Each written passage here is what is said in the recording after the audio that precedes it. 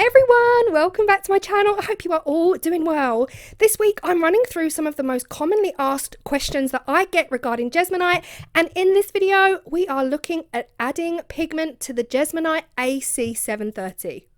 In Monday's video, I looked at how to get a solid black and white colour. We're using the pigments as well, so if you missed that, I will link that here. But here we go, we are using AC730 in this video, and we are adding pigments, and they are stunning. I've never tried it before, but I'm obsessed. Let's go.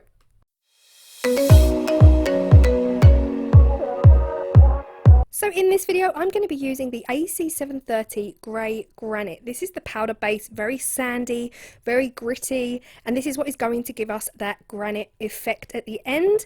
They come in so many different results. So we've got this one, which looks like this. In its natural state, this is what the Grey Granite looks like. The camera's not really picking it up, but it does have like a shimmery sparkle to it. Unfortunately, my light was rubbish this day, and I could not catch it on camera, but we do catch it at the end of today's video. It also comes in marble, terracotta, loads of different effects. Now the AC730 is a 1:5 ratio. That's 1 part liquid, 5 parts powder. And again, if you've been with me a while, you would have seen my previous videos where I first tried this. I could not see how it was going to come together.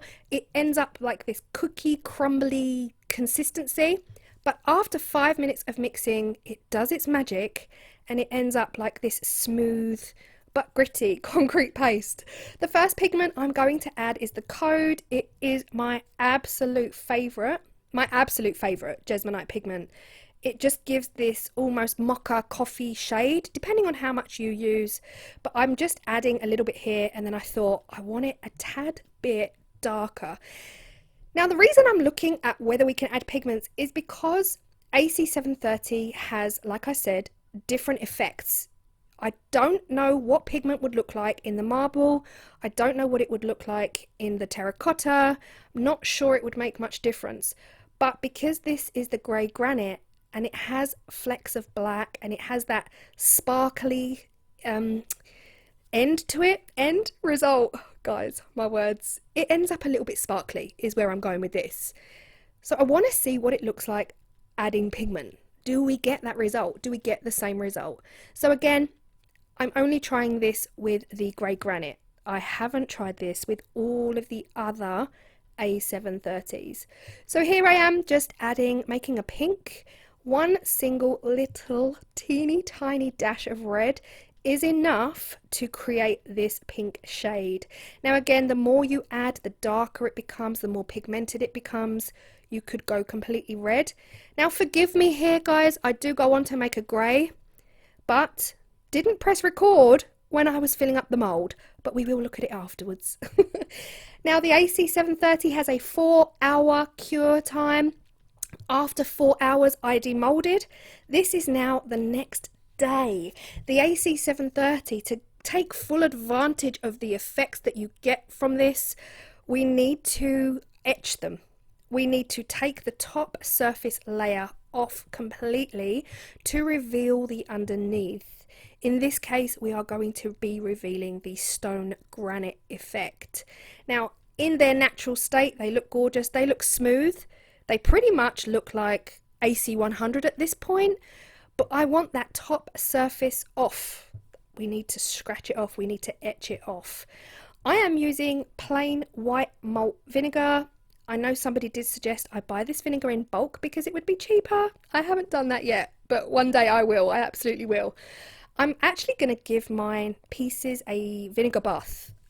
I don't know if this is just the lazy way to do it, but guys, it's so easy, so easy. The smell is real, so if you can wear your respirator, I promise you it will reduce the smell of that vinegar, because wow, it is all consuming right now in my craft room. I have the windows open, I have the door closed to the rest of the house, so you know, nobody passes out downstairs because it's a real strong smell. But what I'm going to do is place these items in the vinegar bath, completely covered up, and leave them for 30 minutes. And within seconds of leaving them to soak in the vinegar, you can see it getting to work, because you can see a layer of bubbles starting to form on all the pieces. Now here is where we etch. we have to take that top surface off completely to reveal the pattern underneath. Look at this. Oh my gosh. Honestly, because I'd not tried this before, I knew we could do it, but I'd not tried it. I absolutely loved it. The original audio, you would have heard me cooing over these results. Honestly, I love them so much. And I couldn't wait at this point to even do the code. I was like, oh my gosh, this is real time. I'm just scrubbing really, really fast here. The plan is you give the whole thing a scrub. You keep adding more vinegar, scrub it, add more vinegar.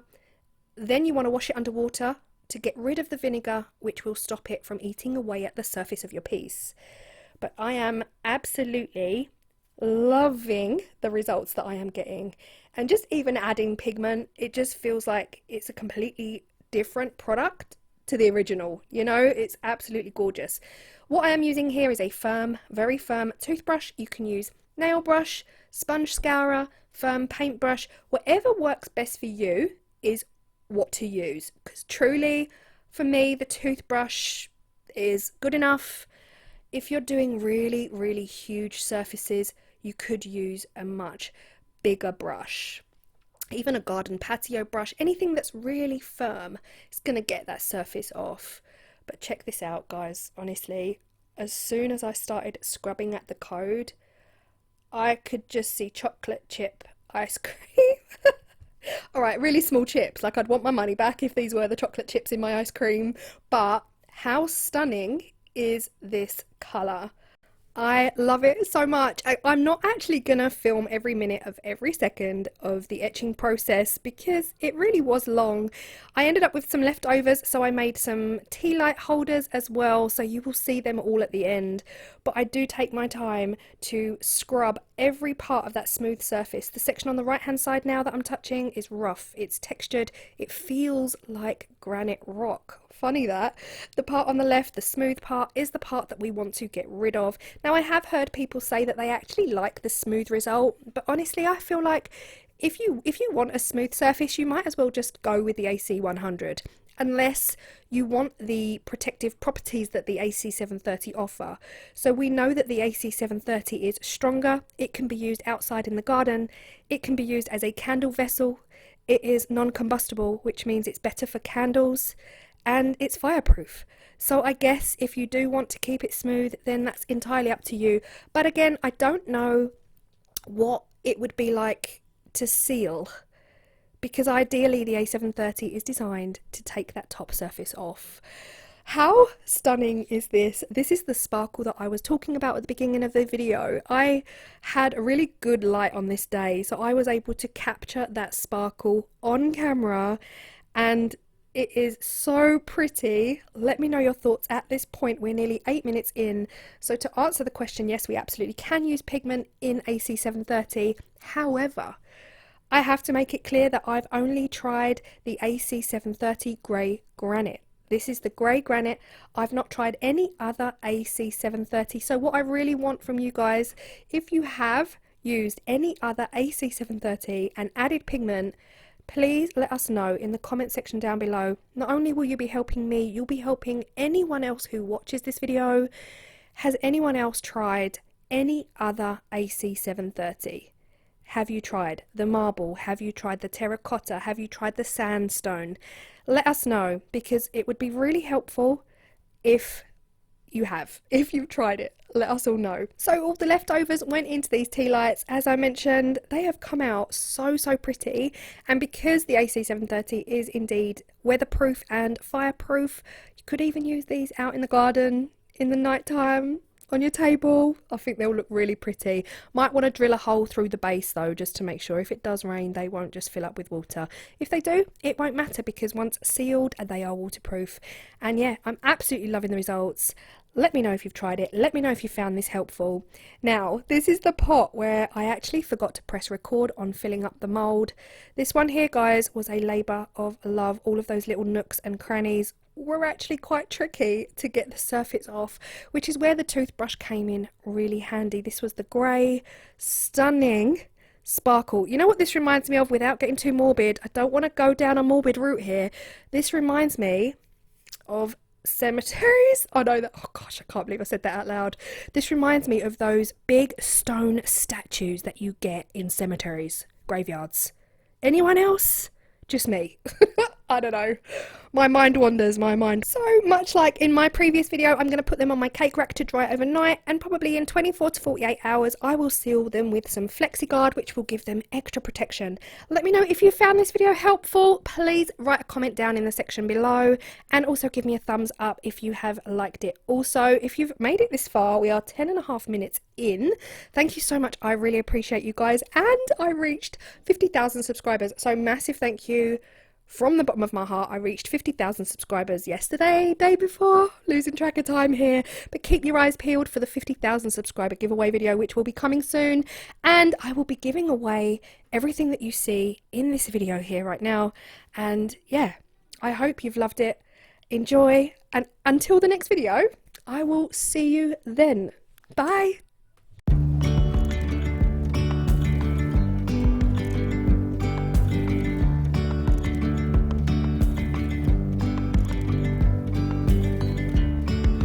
Yesterday, there was sun and there was rain, beauty in the mundane.